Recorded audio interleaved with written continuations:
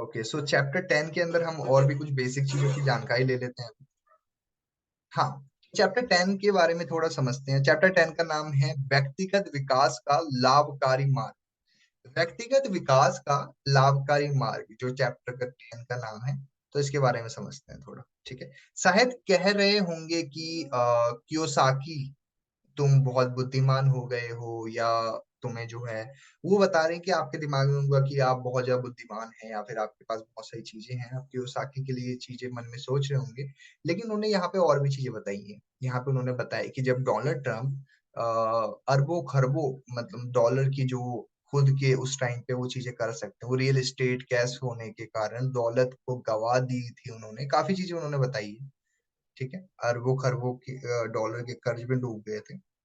उन्होंने बताया जब मैं सड़क पर एक भिखारी के पास गुजरा, तो मुझे एहसास हुआ कि उसकी जो नेटवर्थ है मेरी नेटवर्थ से 9 से 2 अरब डॉलर ज्यादा थी। बहरहाल जल्द ही डोनाल्ड दोबारा शिखर पर पहुंच गए, क्योंकि उनकी जो बदौलत जो भी उन्होंने जो ज्यादा किया था सारा कुछ उन्होंने बताया। ठीक है, मुझे भी एक बार यही अनुभव हुआ था। 30 वर्ष की उम्र में मिलीनियर बन चुका था, लेकिन उसने 2 वर्ष में ही मेरी कंपनी को दिवालिया हो गई।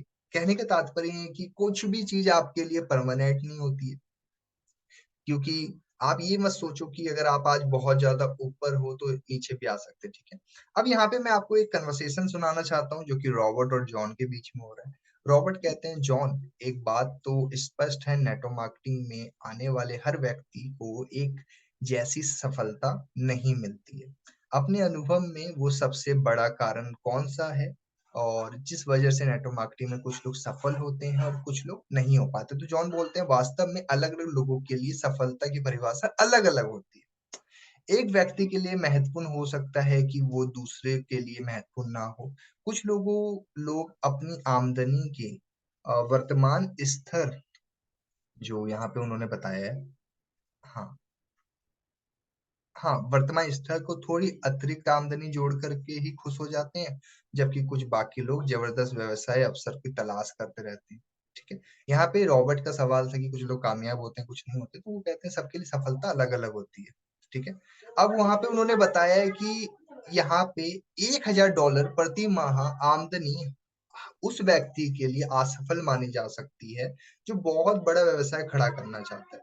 ठीक है, लक्ष्य चाहे जो भी हो, हम जानते हैं कि जो लोग नेटवर्क मार्केटिंग में लगन निष्ठा जुटे रहते हैं, वो बेहतर और बहुत अच्छा बनते हैं। लेकिन पूरी जो सटीकता के समझाए अगर जाए, तो यानी जो डिस्ट्रीब्यूटर्स होते हैं, वो इस्तीफा दे देता है या फिर मैंने काम छोड़ दिया ये कर देता है।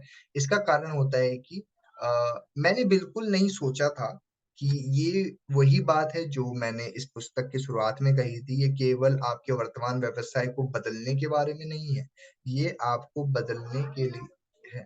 ठीक है, अब यहाँ पे बताया कि विजेता और पराजित के भीतर ये बताया कि जॉन अभी भी वर्णन किया जा रहा है। दूसरे शब्दों में उन्होंने बोला है कि जब तक आप अंदर से विजेता नहीं बनते हैं, आप बाहर विजेता कैसे बन सकते हैं? ठीक है, देखिए, नेटवर्क मार्केटिंग आपको अपने डरों का सामना कराती है, उससे मुकाबला कराती है, आपके भीतर छुपी विजेता को बाहर निकालने का अवसर देती है। ठीक है, अब यहाँ पे फ्लाइट स्कूल की बात की जा रही है। सभी जो इल्लियां तितलियां होते हैं, जो कुकून की बनाई जाती है। ठीक है, यदि साधारण फ्लाइट स्कूल में वो गए, ठीक है, तो पायलट तो बन सकता है, लेकिन शायद वो युद्ध के लिए तैयार नहीं हो पाता।